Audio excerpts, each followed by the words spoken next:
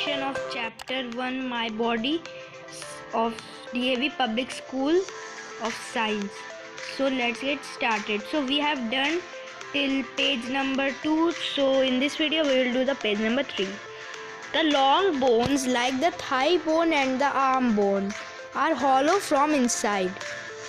अब ये है कि जो मतलब बड़े बोन्स होते हैं, जैसे कि हमारा थाई बोन होता है और आर्म बोन जो होता है वो मतलब खोखला रहता है, अंदर से हॉलो रहता है. This hollow space is filled with cells and soft materials known as the bone marrow. और फिर यही जो मतलब उसके अंदर जो हॉलो स्पेस रहता है उसी को जो सेल्स से फिल्ड रहता है, यानी कि वो हॉलो स्पेसेस जो होता है वो सेल्स से फिल्ड रहता है और सॉफ्ट मटेरियल से, उसी को हम लोग कहते हैं bone marrow. Blood cells are manufactured inside this bone marrow. और इसी बोन मैरो में जो है हमारा जो बॉडी का जो ब्लड सेल्स है वो बनता है. Therefore bone marrow is known as the factory for making blood cells. इसीलिए बोन मैरो को हम लोग कहते हैं factory for making blood cells, यानी कि वो फैक्ट्री में जिसमें बहुत सारा सामान रहता है तो वही उसमें बहुत सा ब्लड सेल्स बनता है, इसीलिए उसको कहते हैं factory for making blood cells. Let us study about our skeletal system in some more detail.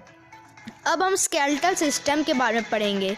तो स्केलेटल सिस्टम में टोटल 4 मेन पार्ट्स होते हैं. The main parts of the skeletal system are, ये मेन पार्ट्स होते हैं the skull, the backbone, the rib cage, the limbs. ये बहुत important है, आप याद कर सकते हैं.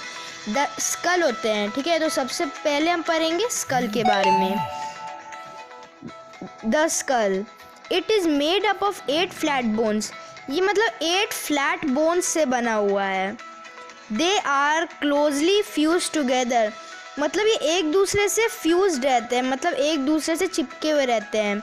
The school is very important because it protects the most important and delicate organ of the human body, that is the brain. अब ये बोल रहे हैं कि स्कल हमारे लिए बहुत इम्पॉर्टेंट है क्योंकि ये जो है हमारा सबसे डेलिकेट ऑर्गन को बचाता है जो कि ब्रेन है. ब्रेन आपको पता ही है कि कितना इम्पॉर्टेंट है. ब्रेन से ही हम मतलब अलग अलग काम कर सकते हैं, तो ये हमारे ब्रेन को प्रोटेक्ट करता है. Now let's move to page number 5. There are 2 jaws, upper and lower. अब हमारे पास 2 जॉ होता है, आप देख सकते हैं. एक अपर जॉ होता है, एक लोअर जॉ होता है, ठीक है. The lower jaw is movable. अब जो अपर जो है वो फिक्स होता है और हमारा जो मूव करता है वो सिर्फ लोअर जॉ मूव करता है. आप एक बार चेक करके भी देख सकते हैं कि आपका लोअर जॉ ही मूव करेगा, अपर जॉ फिक्स्ड रहेगा. The movement of lower jaw helps us to eat, talk और लाफ. अब जो मूवमेंट होता है, जो मतलब चलता है हमारा लोअर जॉ, वो हमें हेल्प करता है खाना खाने में, बात करने में और हंसने में. अब हमारा इधर सेकंड जो स्केलेटल सिस्टम का पार्ट है वो है द बैकबोन. तो अब हम पढ़ेंगे बैकबोन के बारे में. बैकबोन बहुत ही इंपॉर्टेंट होता है हमारे लिए. The backbone is connected to the skull. अब जो बैकबोन होता है वो स्कल से होता है. मैंने आपको अभी स्कल पढ़ा है कि स्कल क्या होता है, उसको हिंदी में खोपड़ी भी बोलते हैं. अब यहाँ पे लिखा हुआ है it is made up of 33 small bones.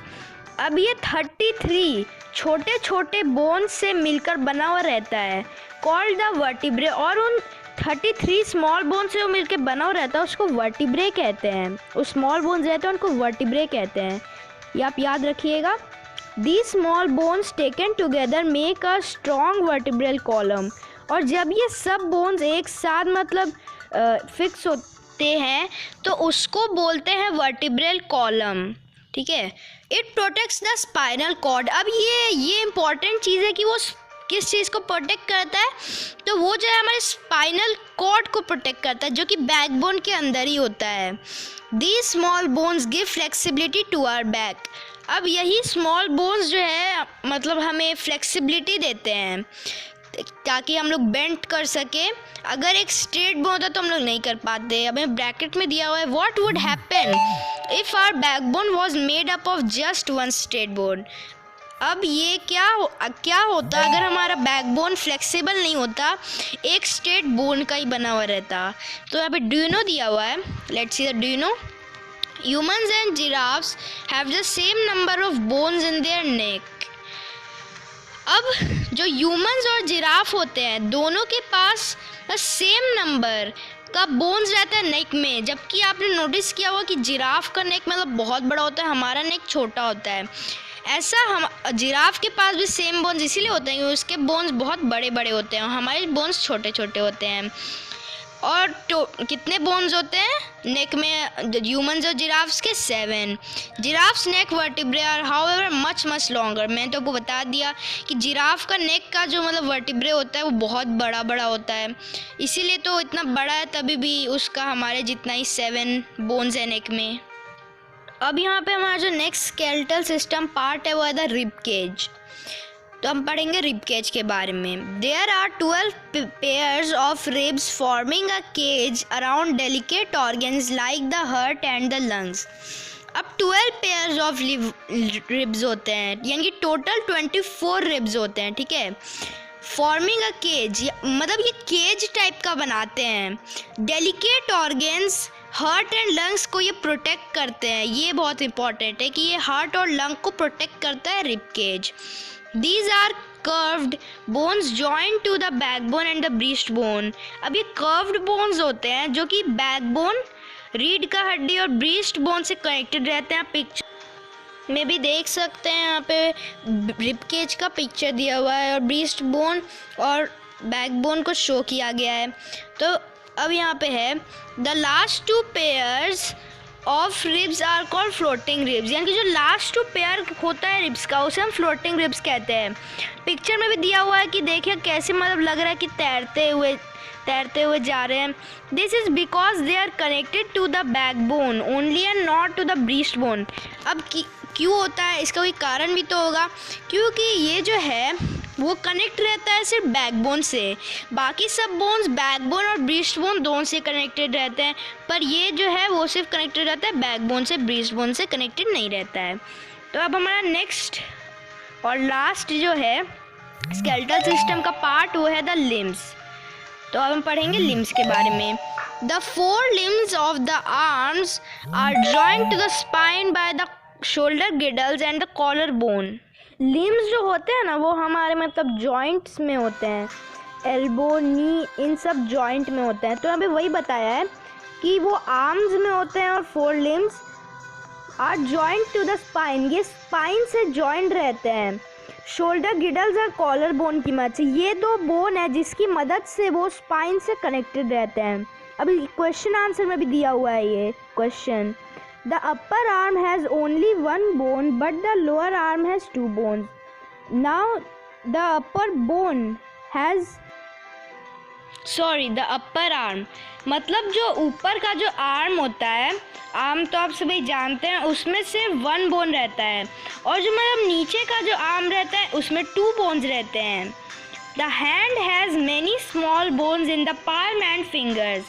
अब जो हैंड होता है उसमें बहुत छोटे छोटे बोन्स रहते हैं हमारे पाल्म और फिंगर्स में, उंगलियों में।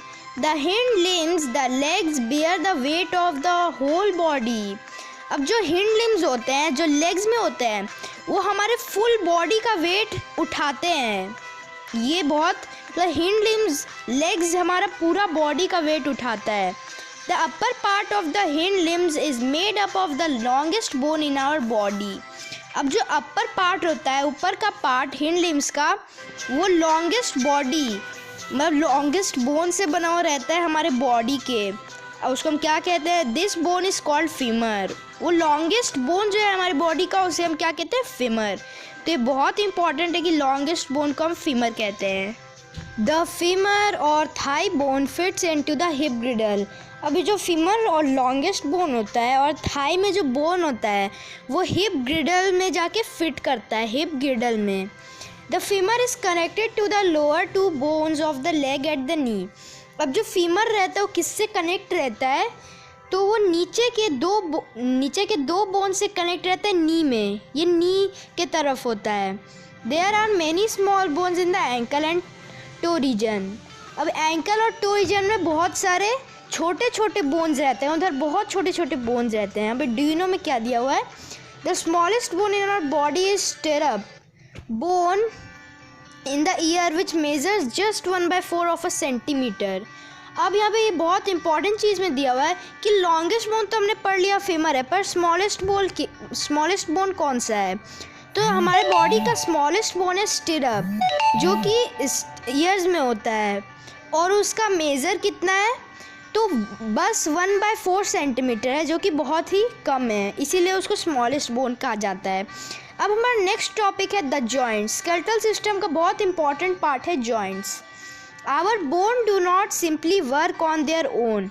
हमारा बोन्स मतलब अपने आप ऐसे ही काम नहीं करने लगता बिना जॉइंट्स के। Carefully observe a skeleton. अब स्केलेटन को अच्छे से मतलब देखिए।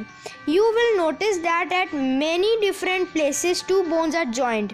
आप देखेंगे कि मतलब बहुत सारी जगह पर 2 बोन्स एक साथ मिला हुआ है। The bones are held together to form joints.